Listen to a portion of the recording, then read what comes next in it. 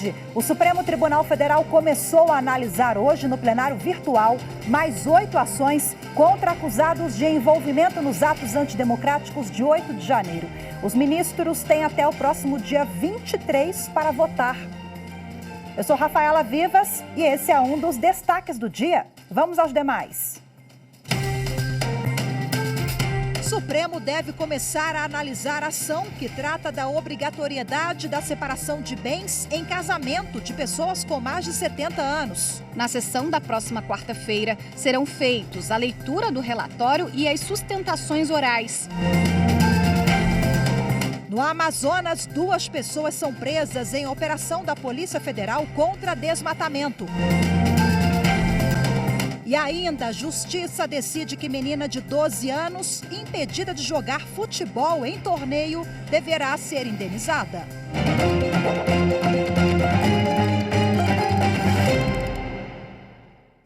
O ministro Alexandre de Moraes, do Supremo Tribunal Federal, votou pela condenação de mais 8 réus acusados de envolvimento nos atos antidemocráticos de 8 de janeiro. Anderson Arcoverde tem os detalhes.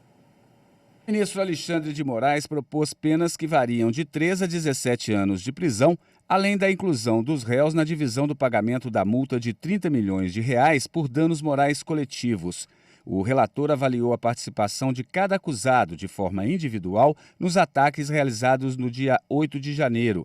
Segundo a denúncia da Procuradoria-Geral da República, os réus respondem por 5 crimes: abolição violenta do Estado Democrático de Direito, golpe de Estado, associação criminosa armada, dano qualificado e deterioração de patrimônio tombado. Este é o 4º julgamento de envolvidos nos atos antidemocráticos. Ele ocorre em plenário virtual e os ministros têm até às 23h59 do dia 23 de outubro para registrar o voto no sistema. Em um trabalho conjunto, o Ministério Público Federal e o Ministério Público de Minas Gerais conseguiram uma liminar que torna ilegal a revenda varejista de gasolina e etanol hidratado fora do estabelecimento autorizado. As informações com Márcio Fontinelli. A decisão é referente a uma ação civil pública ajuizada pelo Ministério Público Federal e pelo Ministério Público de Minas Gerais contra a Agência Nacional do Petróleo, a ANP, questionando as mudanças trazidas pela Lei Federal 14.292 de 2022 e também pela Resolução 858 de 2021, que foram consideradas ilegais por alterarem as regras de comercialização do revendedor varejista e também do transportador revendedor retalhista. A determinação, em caráter liminar, torna ilegal a revenda varejista de gasolina e etanol hidratado fora de estabelecimento autorizado. Além disso, os revendedores bandeirados também estão proibidos de comercializar combustíveis de outros fornecedores, para que não seja caracterizada a chamada bandeira branca. As medidas serão válidas apenas para a região do Triângulo Mineiro, respeitando os limites impostos pelo Supremo Tribunal Federal. O Tribunal de Justiça de Goiás condenou a Confederação Brasileira de Futebol, a CBF, a indenizar uma atleta de 12 anos que teve a inscrição negada no Campeonato Nacional em tipo misto. Ela precisou de uma liminar da Justiça para participar da competição. Acompanhe na reportagem de Carolina Chaves. Vai, Maria, vai! Boa, Maria! Basta olhar as jogadas de Maria Fernanda para perceber que essa garota de 12 anos é uma promessa no futebol em Goiás. Ela começou no esporte aos 4 anos de idade e não parou mais. Desde então, o preconceito tem sido o principal adversário. Aqui em Goiás, as meninas, para poderem jogar, tem que jogar com os meninos, porque não tem futebol feminino, pelo menos não até os 12 anos. Você tem um único time aqui que ele, de fato, forma um time feminino para jogar contra meninos. No ano passado, aos 11 anos de idade, Maria ajudou o time a ganhar o campeonato estadual. A equipe mista foi classificada para disputar a 5ª Taça Brasil de Clubes de Futsal, campeonato que reúne representantes dos principais clubes do país. No entanto, Maria Fernanda teve a inscrição negada pela Confederação Brasileira de Futebol de Salão. A confederação alegou que times mistos não são aceitos e não havia equipe feminina para a idade dela. Após várias tentativas frustradas para participar do campeonato, o caso chegou à Justiça. O Tribunal de Justiça de Goiás manteve a sentença da primeira instância que garantiu em liminar a participação de Maria Fernanda no campeonato com o time misto e foi além. Determinou o pagamento de danos morais à atleta no valor de R$10 mil. A decisão salientou que a confederação deveria promover ações afirmativas para garantir oportunidades semelhantes na competição para meninos e meninas. A legislação é vasta, né? Nós nos apoiamos tanto na legislação nacional, né? E os principais pontos pelos quais nós nos apegamos é a própria Constituição, no seu artigo 5º, né, a própria defesa, né, do direito, né, das mulheres também, o ECA, né, o Estatuto da Criança e do Adolescente também. Por exemplo, foi citado no acórdão a Convenção da Mulher. O pai de Maria explica que a questão vai muito além da realização da filha, porque significa uma vitória para várias outras meninas que sofrem o preconceito no esporte. Então é uma barreira que nós estamos rompendo. Temos ciência de que não é a primeira nem a última conquista, mas é uma conquista importante para que sirva de referência, até como entendimento jurisprudencial, para que outras meninas possam galgar um espaço maior dentro desse universo. Outubro é um mês marcado por várias campanhas dedicadas às mulheres, com o objetivo de alertar sobre a importância da prevenção e do diagnóstico precoce do câncer de mama. O Tribunal de Justiça Mineiro, mais uma vez, apoia essa campanha. Quem conta os detalhes para a gente é a repórter Kátia Matos. A juíza Mônica Silveira Vieira teve câncer de mama em 2021, um tumor agressivo que dobrava de tamanho a cada 48 horas. O que salvou a vida da juíza foi o autoexame. Se eu não fizesse o autoexame, me fiasse apenas nos exames de imagem anuais, se eu fosse esperar outro sinal externo, poderia haver uma chance muito grande, em razão da agressividade, de que eu já não tivesse mais chance de cura. A grande maioria dos casos, a mulher que faz o diagnóstico.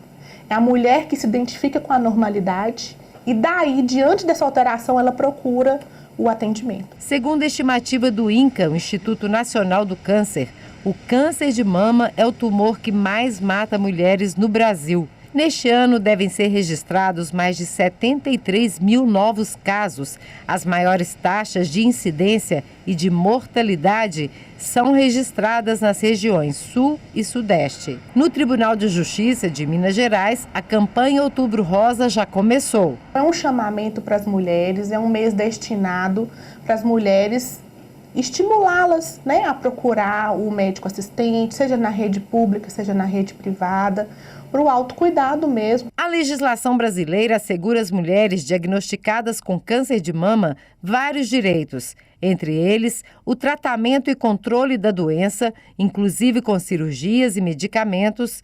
Quem teve mutilação total ou parcial da mama terá direito à cirurgia plástica reconstrutiva. Elas têm também direito ao auxílio-doença e à aposentadoria por invalidez, sem precisar de tempo mínimo de pagamento ao INSS. Aquelas que passaram por mastectomia têm ainda isenção do IPI na compra de veículos. E, por fim, a pessoa com câncer tem prioridade na tramitação de processos em qualquer juízo ou tribunal. Havendo a demora ou havendo a negativa, né, no tratamento, ela pode judicializar, né? Ela pode procurar um advogado, se não tiver condições de procurar a Defensoria Pública, né, para ajuizar uma ação pedindo que o ente público, né, lhe dê esse tratamento, lhe forneça os benefícios próprios das legislações próprias que regem a matéria. Procurem os postos de saúde, procurem as portas de atendimento do SUS e façam esses exames, não esperem ter o sinal. E é por isso que eu insisto no autoexame. O autoexame está ao alcance de todos. Explicações sobre como fazer o autoexame. Os bons hospitais do câncer, como eu disse, todos têm seus sites na internet, são facilmente assistíveis no YouTube e são complementos essenciais para esses exames que as redes pública e privada de saúde disponibilizam. A seguir, os detalhes da pauta de julgamentos do Supremo Tribunal Federal para a semana que vem. Voltamos já.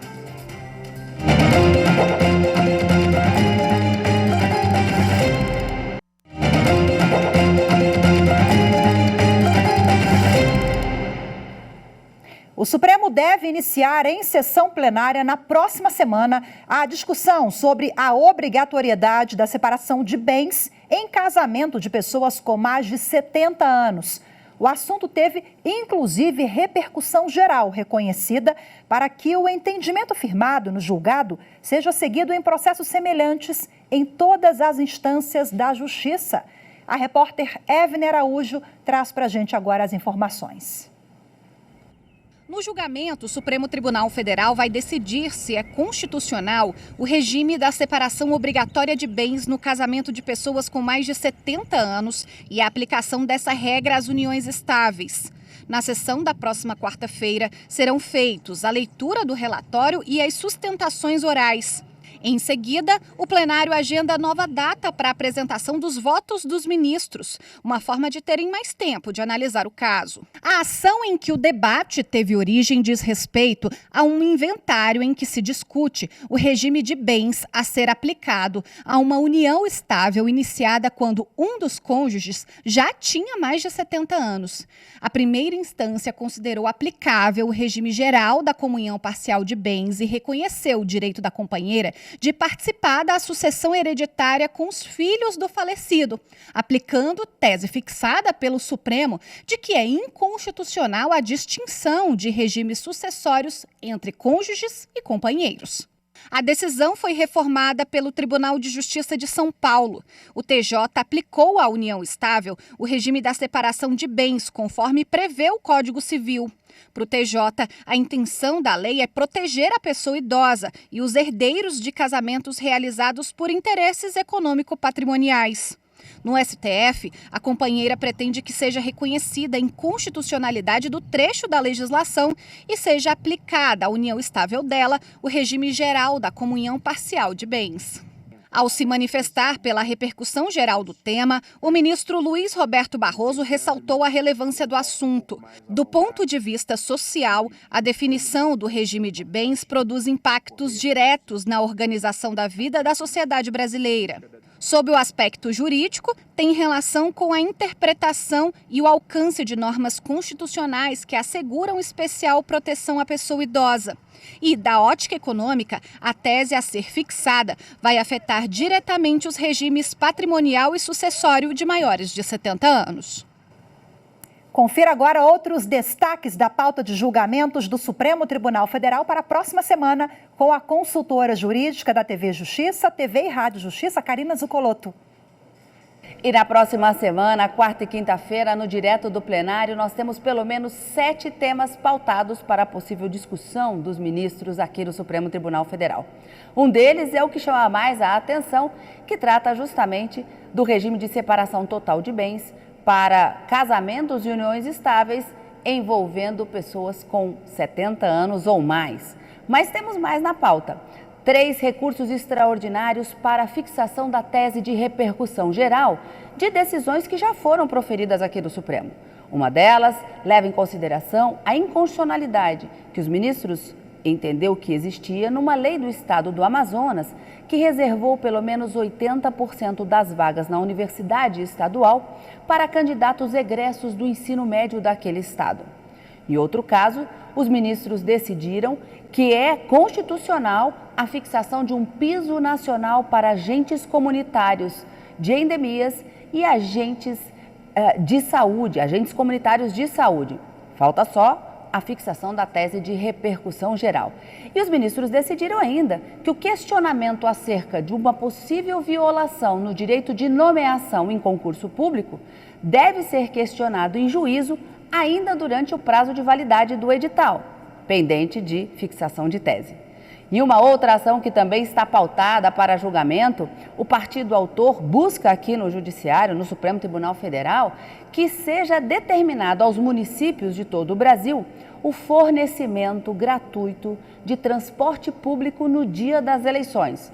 O relator dessa ação é o ministro Luiz Roberto Barroso e já proferiu uma decisão liminar para garantir esse direito, e o que deve ser julgado é o mérito dessa ação.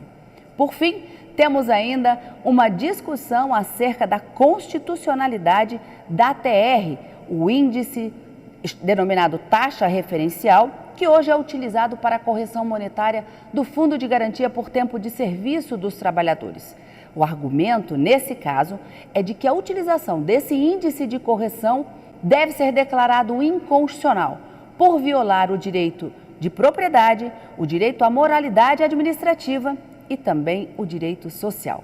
Todos esses temas você pode acompanhar, como eu disse, no Direto do Plenário, na quarta e na quinta-feira, a partir das 14 horas, aqui na TV Justiça.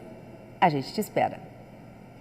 A terceira turma do Superior Tribunal de Justiça admitiu a penhora e a adjudicação de um imóvel que ficou sob uso exclusivo de um dos companheiros após a dissolução da união estável. A reportagem é de Rafael Porfírio. No caso analisado, uma mulher ajuizou a ação de extinção de condomínio contra o ex-companheiro, com o propósito de obter autorização judicial para a venda do imóvel em que eles haviam morado e dividir o dinheiro em partes iguais. O homem propôs reconvenção, pleiteando o ressarcimento de valores que gastou com o imóvel e a condenação da ex-companheira a pagar 50% do valor de mercado do aluguel, uma vez que ela se beneficiou exclusivamente do bem após o rompimento da relação. A sentença acolheu os pedidos formulados na ação principal e na reconvenção. Concluída a fase de liquidação de sentença, apurou-se que o valor devido pela mulher ao seu ex-companheiro era de cerca de R$1 milhão. Ele deu início à fase de cumprimento de sentença e, como a mulher não pagou a obrigação, sobreveio o pedido do credor para adjudicar o imóvel. Esse pedido foi deferido pelo magistrado, que também determinou a expedição de mandado de imissão na posse. O Tribunal de Justiça do Distrito Federal e dos Territórios manteve decisão de primeiro grau para adjudicar o imóvel penhorado ao homem. No STJ, a relatora ministra Nancy Andrighi explicou que o aluguel por uso exclusivo do imóvel constitui obrigação propter rem e, assim, enquadra-se na exceção à impenhorabilidade do bem de família. Ela destacou ainda a jurisprudência do tribunal no sentido de que é admissível a penhora de imóvel em regime de copropriedade quando é utilizado com exclusividade para a moradia da família de um dos coproprietários, e este foi condenado a pagar aluguéis ao coproprietário que não usufrui do bem. Com isso, a terceira turma negou o provimento ao recurso especial. A seguir, mais de 60 pessoas são atendidas em 2 meses de funcionamento do Centro de Atendimento às Vítimas de Crimes e Atos Infracionais de Várzea Grande, em Mato Grosso. As informações em instantes, voltamos já.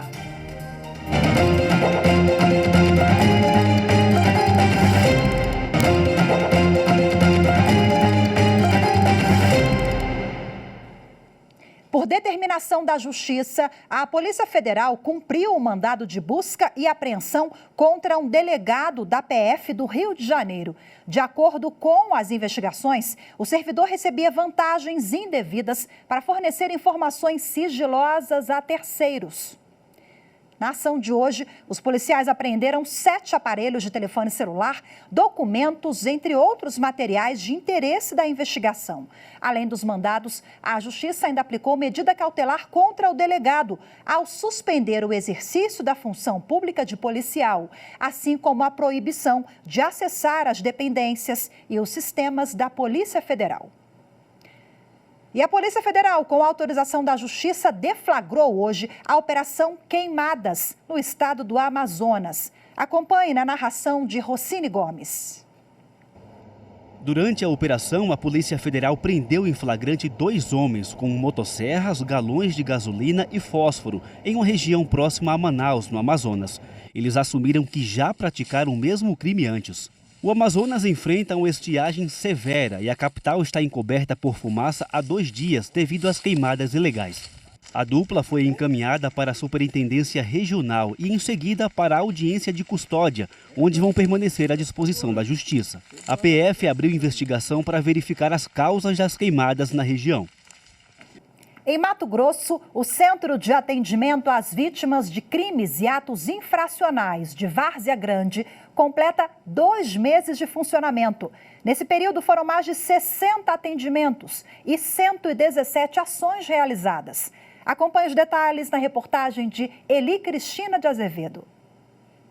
62 atendimentos e 117 ações da equipe, como participação em cursos e palestras. Este é o resultado de 2 meses de funcionamento do Centro de Atendimento às Vítimas de Crimes e Atos Infracionais do Fórum de Várzea Grande. Essa jovem é uma das pessoas atendidas. A irmã dela foi abusada pelo pai na infância. Durante a audiência no fórum, a família recebeu todo o apoio dos profissionais que atuam no centro. Desde que eu cheguei, percebi que a minha irmã teve todo um apoio, um acalento aqui. Eu também fui extremamente bem recebida. A conversa com a psicóloga me ajudou muito no depoimento. A minha mãe veio para cá depois do depoimento dela. Ela já estava super nervosa e mexida com a situação, claro, todas nós. E aqui, com o apoio da psicóloga, com o apoio da assistente social, que vem nos apoiando até então, com certeza melhorou muito, eu posso dizer assim, incontestavelmente. Nós exercemos a escuta terapêutica, tanto dela quanto da mãe dela. Fizemos acolhimento e encaminhamos para fazer psicoterapia. Como a irmã sofreu abuso, ela desencadeou compulsão alimentar. Então, encaminhamos ela para nutricionista. O centro foi projetado pensando no conforto e acolhida de vítimas que sofreram algum tipo de violência, independente do sexo ou idade. O local climatizado conta com brinquedoteca e sala reservada para atendimento individualizado. As pessoas têm acesso à orientação processual, informações sobre direitos e encaminhamentos para a rede municipal. O centro conta com 2 assistentes sociais, 2 psicólogas, né? Eu como gestora do centro e mais um estagiário. E aí esse primeiro atendimento eu faço ali, minuciosamente, né, para ver detalhadamente para onde que vai, o que precisa. Em Alagoas, a Sociedade Musical Penedense foi a primeira ONG este ano beneficiada com recursos arrecadados de transações penais. A reportagem é de André Risco.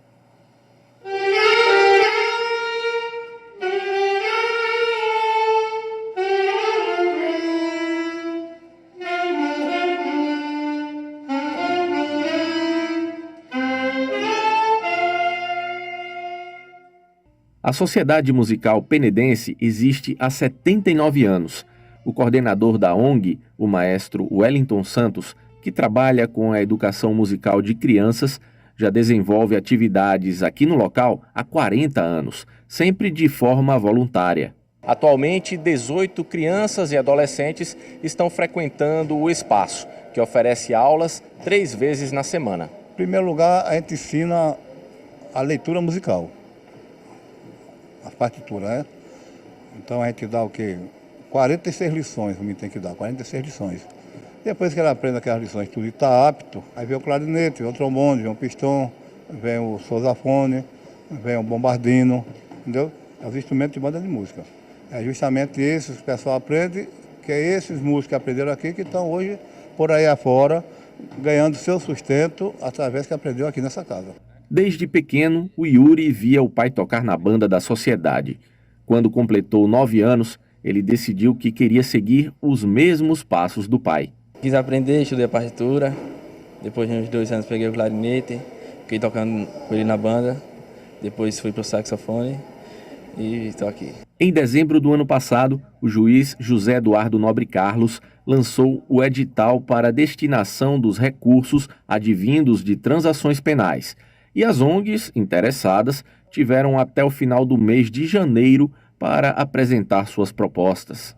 O CNJ, a Corregedoria, determina que cabe ao juiz, no mínimo a cada 2 anos, lançar um edital e destinar os valores arrecadados em conta judicial para instituições, órgãos públicos, né? O primeiro projeto a ser beneficiado foi o da Sociedade Musical Penedense. Ao todo, foram repassados R$ 9.239. Nós estávamos precisando de uma impressora para tirar a cópia, né? Está ali no gabinete. Precisamos de um notebook para ficar salvo muitas coisas que precisa aqui. Uma bateria, um fardamento, manga comprida e gravata, ali a foto, e as paletas. A gente poder destinar o dinheiro decorrente, né, desse fato criminoso que aconteceu em proveito da sociedade, revertendo para a sociedade, em benefício da nossa comunidade aqui de Penedo, né, que é uma comunidade com bastante cultura, bastante história, né, é uma grande satisfação para o Poder Judiciário. Excelente, hoje a gente fica por aqui, muito obrigada pela sua companhia, ótima tarde, excelente fim de semana para todos vocês, até segunda, tchau, tchau.